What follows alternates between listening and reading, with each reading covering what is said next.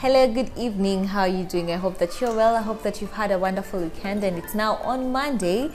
It's such a beautiful way to start the week, because now this is the way to start the week with business. We say business is more than meets the eye. This is the Business Plus, airing on MBCI TV, MBCI TV Facebook page, and MBCI TV official YouTube page. Once again, if you haven't subscribed on our YouTube channel, seriously, nini mbaya, please go and subscribe. Thank you so much in advance. Now, today we are talking about this particular business that holds the future of Kenya and holds the future of the world. Today we are in a school and we will be talking to Coleman. He is the founder and the director of Brookhill Academy. Now, today we'll be getting and we will be unpacking this conversation. We'll be talking about the school business, generally how to run a school, how he started. It's very interesting because I've had a hint kidogo that alikuwa kwa employment for quite some time. So I'd want to hear also about the transition and just everything. So this is the conversation where you don't leave your friends behind. So call them in and also send the links to your friends. Now let's get into the discussion. We'll be here for the next about 28 minutes, so make sure you don't miss this. Thank you for having us today. You're welcome. Yes, it's such a beautiful school. Let me start with that. We thank God. We are doing our level best. Excellence is our second move, and we do everything to make everything excellent. Okay. So you're welcome to Brookhill Academy. Asante. This is where we begin and build on a firm foundation. Right. Begin and build a firm foundation. Perfect. Introduce yourself. This is your camera. Now, my name is Coleman Otage. I'm the director, the founder of Brookhill Academy in Tasia in Bakassi Estate. Brookhill Academy has come a long way from 2013 with one learner who happened to have been my third-born son. Not to have been, still is, but then when you were enrolling, you were the first learner. By God's grace, we've been able to enroll almost over 1,000 learners. Of course, amazing. The current population is a bit low. Others have come and gone for various reasons, relocated. But we thank God. Okay. This is how far we are. Amazing. Yeah. Now, let's start from where you started from. That you started, even before we rewind kidogo, you started with one student. Yes. How was that? Now. And why? Why? You know, any business. When you start a business, we are talking about business, but it happens to be a school. You want your product to be known, depending on the type of product. Every product is unique in its own way. So some people open a shop. You don't need to give any offers to anybody. A shop, everybody wants to come and get something from the shop.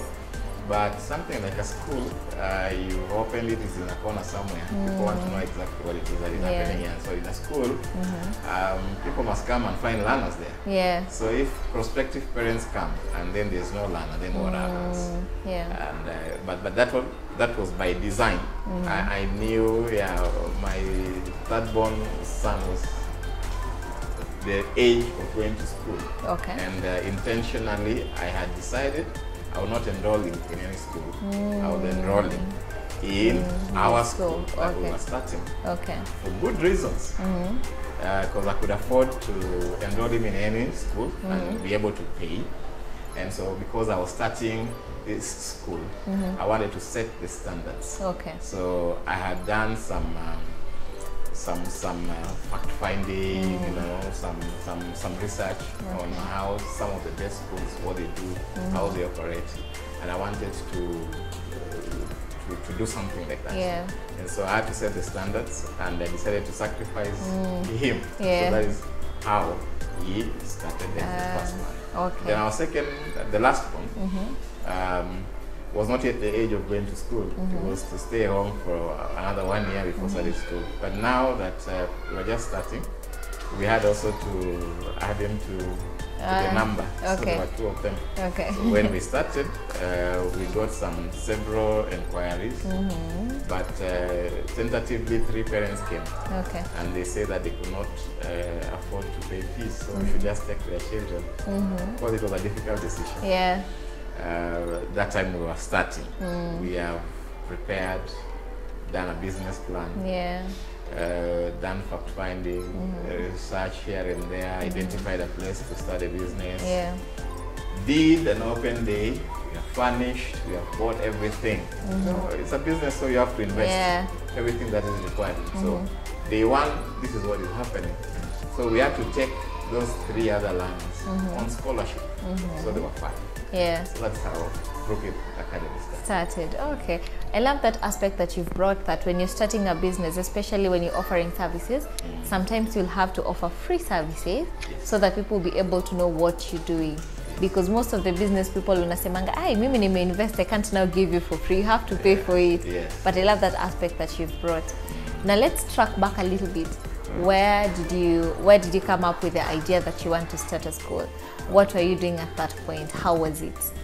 Now, I've been doing small businesses since I was a small boy. Okay. At my age, looking back, I think I was born an entrepreneur. I remember way back when I was in class 2, I was living in Mombasa. Yeah. I would sell some foods called kunazi. Just go collect them. They're all over the place. Yeah. Come wash them, clean ones, and then go sell to those people who are not able to go and look for them. And then the day I made a decision to start selling kunazi, I went and got 1 bob. That time, many years ago, 1 bob was a lot of money. It was had not value. 1 shilling hiyo moja. They were 10 cents.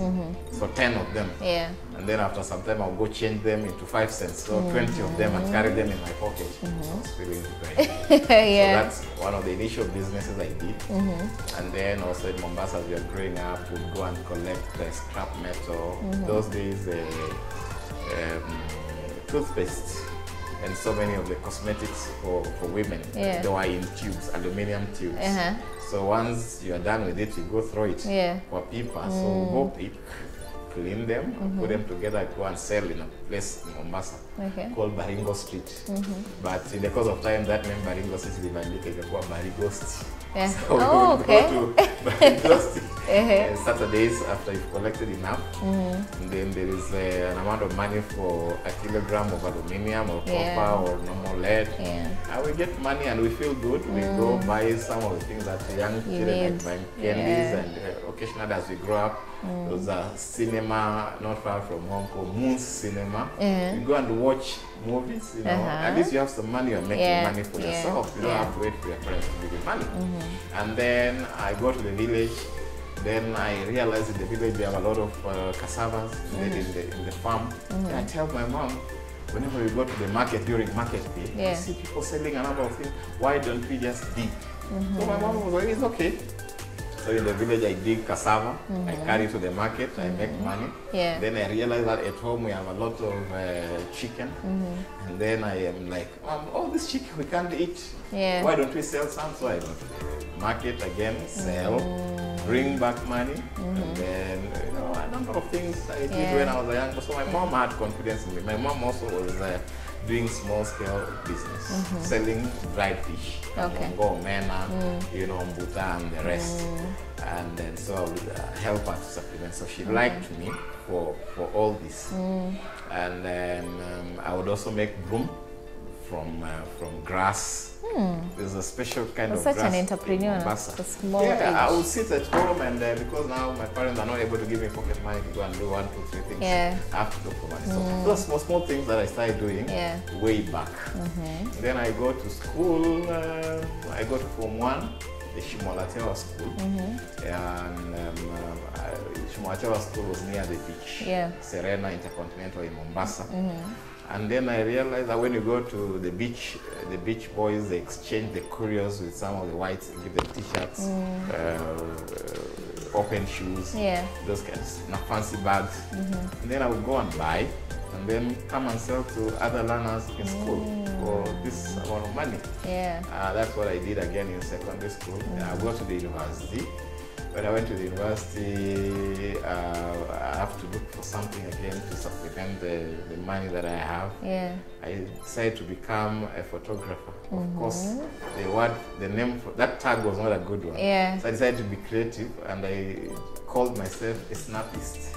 Hey, entrepreneurship at for you. the University of Nairobi, Chiromo campus. So initially it was not very easy, but I learned the ropes. In the course of time, I established myself with a choice scientist. I was making money, and I was able to pay my university fees myself with the income from my snappist business until I completed 4th year.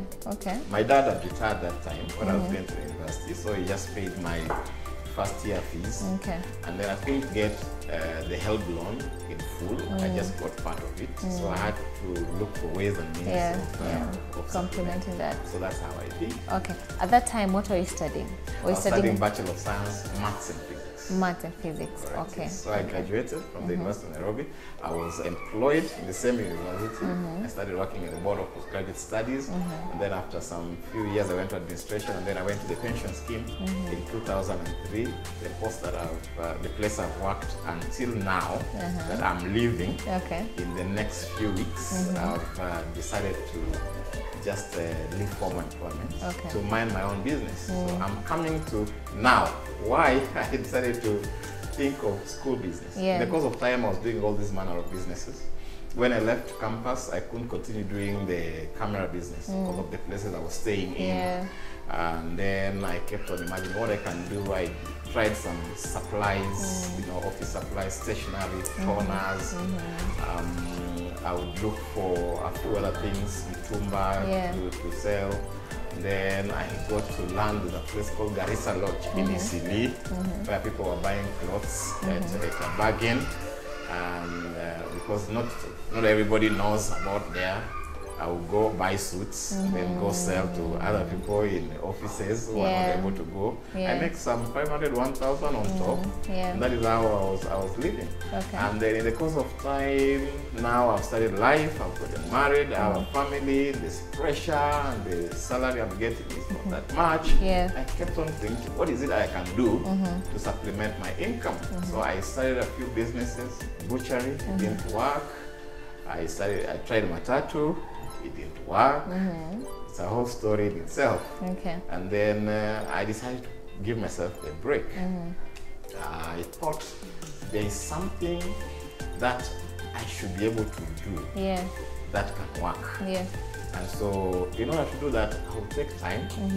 1, to think, 2, to pray, 3, to learn, and then before I implement the next kind of business that I want to do. So in the course of learning, reading books, acquiring knowledge, listening to entrepreneurs, people who have made it, I learned that a successful business must be tied to your passion, at least to your purpose also. And so I said I'll not just do business for the sake of doing business. I will make a difference. I would want to look at something that I have passion for, and then I will try to add value to meet a need. And so I thought about quite a number of businesses. I realized I have passion for children and for children development. And then I thought I want to start a school. Of course, the thinking of starting a school was scaring me. Because I would look at a number of schools, the kind of school I wanted to start were big schools where some of my older children had gone to. And I was like, wow, what did these people do to be able to get this kind of, to get there, to be able to establish this kind of business? So it was scaring me. But in the course of time, as I acquire knowledge, I realized that a number of them started small. Of course, I would look around, and there are some small schools which are just starting up, and some have been there, the same spot for a long time. I didn't know what really was happening with them. So eventually, when I gathered the courage to start, I already had in mind the kind of school I wanted. I had already done a blueprint. I had thought about it. I had meditated. I had designed. I got a professional to do for me a business plan for a school, a very qualified and experienced teacher. And then I beefed it up, and I started. You started. I knew starting is going to be difficult. I knew it's going to take some bit of time. I knew it theoretically. When I started, I got into the practical knowledge or experience of starting course. Okay. And then here we are. And so when we started, I had to start, like I said, small. Start small. Of course, my legs were on the ground. Yeah. But my mind was in the clouds. Even as You I was knew where starting, you wanted to go. I knew where I wanted to go to. By Amazing. God's grace, we have come this far. Amazing. I am glad that I gathered courage to start. Wow, I love what you said. I love how you've explained how you started, because that's where most of these business people up on the wanaogopa. I don't know how to start. I have this big vision. I have where I want to be, but I don't know how to start. Now you've seen what he did. Ali gathered all the information that he needed, reading books. As a business person, you need to read and read right. Now we'll go for a very short break so that you'll get the business 101, and then we'll be coming right back so that you'll know how to maintain this business. We'll be coming right back. Don't touch that dial. Okay, my name is Coleman Otage. I'm the director of Brookhill Academy, and I would just like to share a few tips on how to start a school business. School business is unique. It's not a business just like any other business. Always I advise that before you start a school business, ensure you have passion for children development and you have passion for this business. And then secondly, do all you can to acquire all the relevant knowledge that you can. You can do this, go to already established schools, go talk to them and ask them about what it is that they've done for them to be able to be successful. That is the process of carrying out finding and gathering knowledge. You get other knowledge from books and other resources. 3, after doing all this, you still need to build courage and start. Start from anywhere. You may not necessarily need all the capital, but you can start, put your foot on the ground and think big, the biggest you can. 4, set standards. We need good schools. We don't want our children to go to schools where the toilet is so untidy, classrooms are untidy. 5, make sure that the people you employ are people who have passion for children development. There's so many people who have gone to school, they are teachers, but they don't have passion for children. So they have to be qualified and they must have passion for children. And then you, as the employer, also treat your workers well, fairly, and justly. These are a few tips that I can share with anybody who would want to start a school business. My name is Coleman Onyango Otage. I'm the director of Brookhill Academy, and you are watching Business Plus. We are right back, and you're here at Brookhill Academy. I am here with the founder and director. He is called Coleman. Now, we are having this conversation. We are in a school, but it is cutting across any business that you're doing. So this one, you don't want to miss. So thank you once again for having us today. Now let's start with, there's something you've mentioned when we were off air. And I know that you've tackled it again, but you've tackled it in a very, very good way. That when you're starting a business, you think we need capital, lots of capital for us to start such a big business. But you say that's not the case.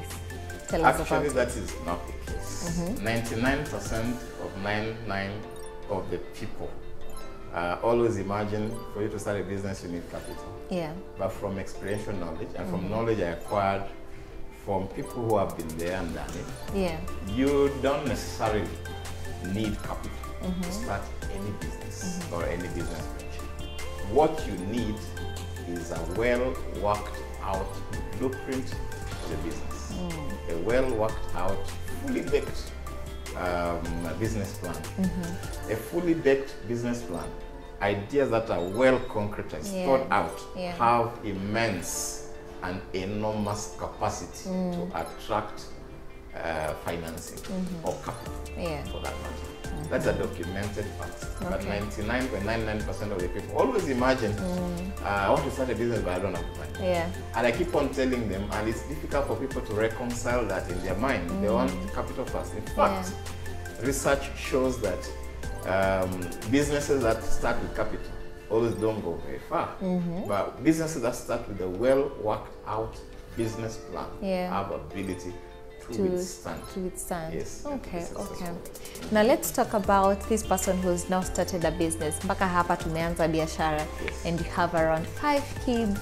Tuko na shule. I'm saying that kwa sababu you've told me about it. Yes. Have around 5 kids, but now we need to market ourselves. Yes. Let's talk in terms of a school business. How do you market yourself effectively and targeting the right audience or the right market for you to get your clientele? Okay, every business, you have to market your product. And there are various marketing methods and approaches. I will not really go into the theoretical. I would like to make it as practical as possible. Let's talk about the school business. When I started, and even in the course of time, I had to target a particular niche. That is important. You don't just start a business and there's some businesses that you can start. Everybody can become your customer. Yeah, but there's some particular businesses that you need a market, a niche. So after you've done that, you must make them aware of your product. And the school, of course, you use flyers, posters, billboards. If there are any churches around, you can go talk to the pastors there. Of course, you must be in good standing and good relationship with the pastors. Our school, I would like to have some 1 or 2 minutes to talk to them about our school. But ideally, a school business is unique in this sense. People don't come to your school because you've marketed or because you put a poster. People come to your school because of the envisaged service that they're coming to get. Yes. So initial stages of every school business is very challenging. A number of parents will take their children there because they are not able to afford other schools around. And so they take them there and they support that business.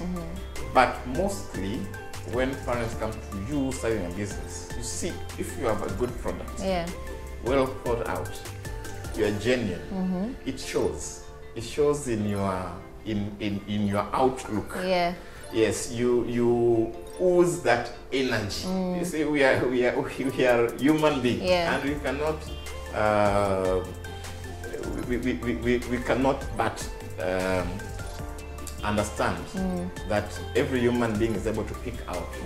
So ideally, school business is the product, how you are able to manage the product.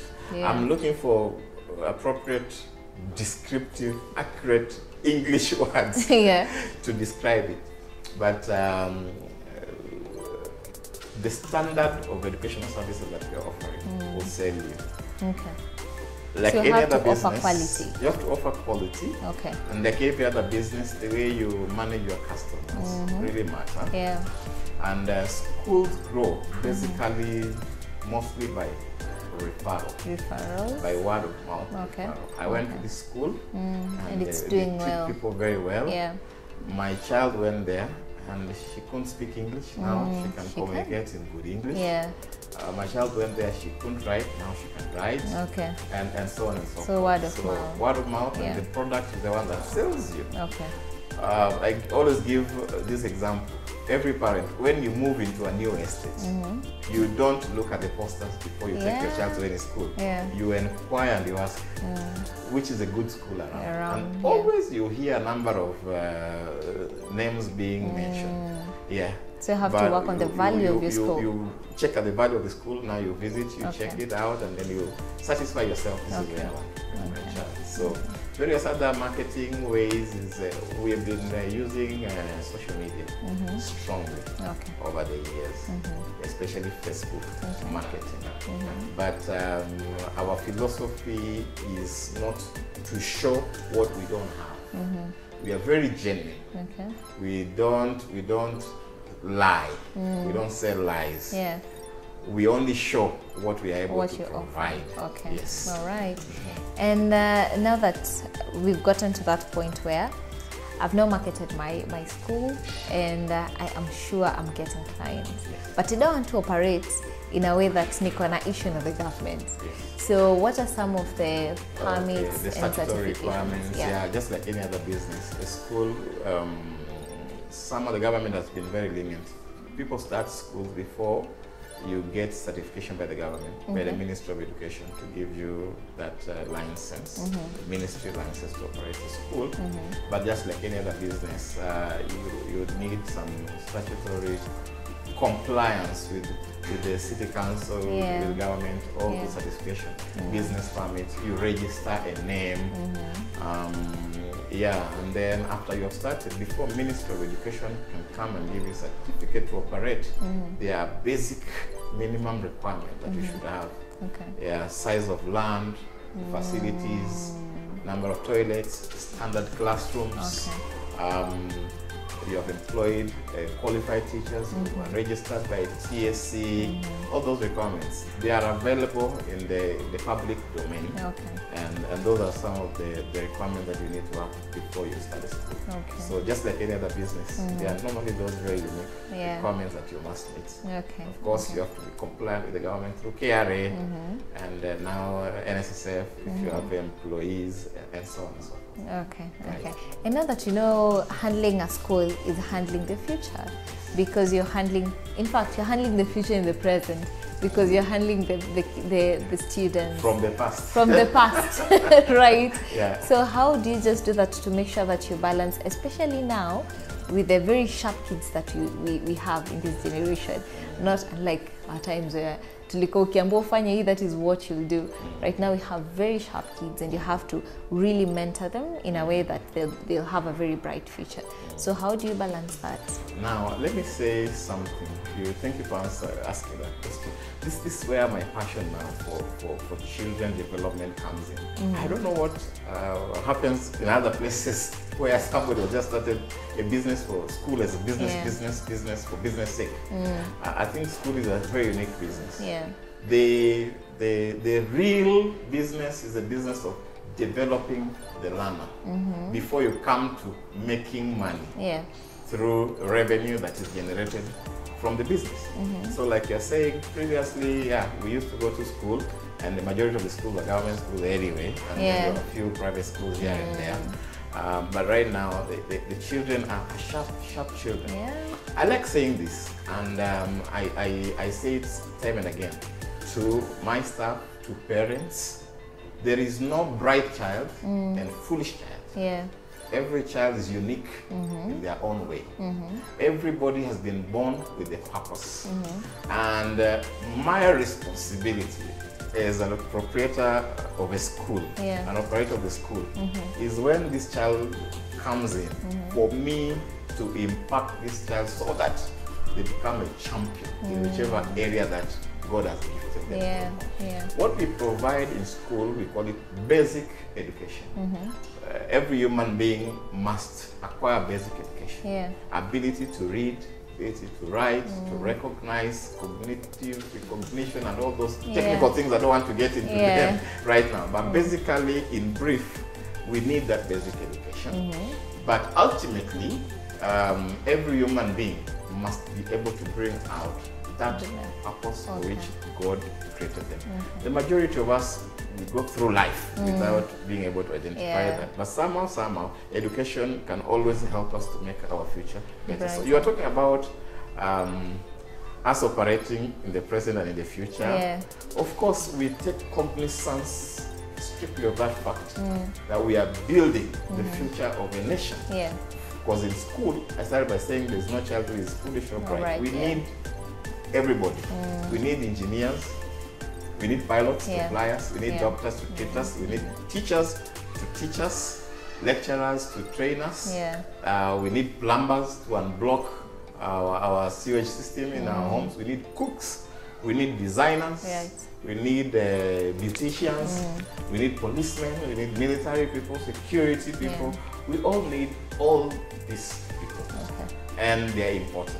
So I keep on saying, and I keep on telling my learners, I make it my business. Whatever it is I want to become in life, that is what you will become. Okay. Nothing should stop you from becoming that. Okay. If you want to become a musician, be the best musician that we have ever heard of this one. Okay. Of course, you have basic education. Yeah. You are learning. You are able to read books. When you stand before people, you sing as an educated person. Musician. Okay. Oh, that's really amazing. Unfortunately, time is far much spent, but we've been able to very much understand that school business is a very unique business. Very. For anyone who's out there looking forward to start a school business, what would be your word for them? Now, in a minute. I would want to say this. If that is not your area, don't venture. Look for something else that you can do. You might be able to add good value to it. But if it's a passion that you really have, I would encourage you to get into it.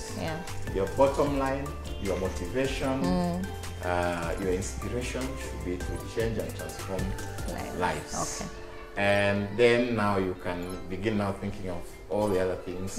Get somebody to help you do a business plan, identify a convenient locality to start your business, set standards, make the environment conducive, homely and attractive, and come on board.